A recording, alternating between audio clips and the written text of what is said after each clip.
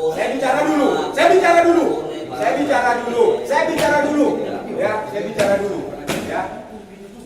Menko Polhukam Mahfud MD sempat membahas terkait puluhan anggota TNI geruduk Polrestabes Medan pada Sabtu 5 Agustus 2023. Kericuhan tersebut sempat menjadi atensi Kodam 1 Bukit Barisan.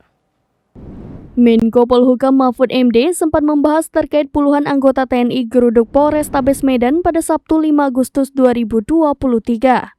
Diberitakan sebelumnya kericuhan sempat terjadi di Polrestabes Medan dan menjadi atensi Kodam 1 Bukit Barisan. Mahfud sempat mengadakan konferensi pers di kantor Kemenko Polhukam Jakarta pada Selasa 18 Juli 2023 terkait kasus mafia tanah di PTPN 2 di Deli Serdang, Sumatera Utara.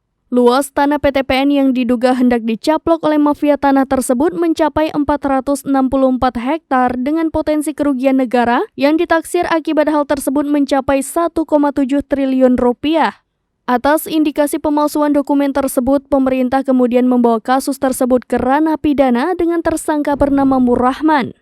Terkait datangnya puluhan anggota TNI ke Polrestabes Medan, Mahfud mengatakan belum menerima laporan terkait peristiwa tersebut.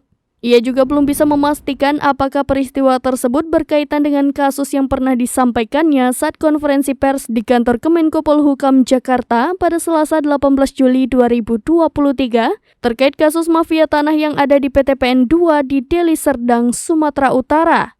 Untuk itu, ia mengatakan akan mengeceknya terlebih dahulu. Demikian informasi terkini, Syedara Lun. Saksikan terus berita lainnya di kanal YouTube Serambi News, website dan Facebook serambinews.com.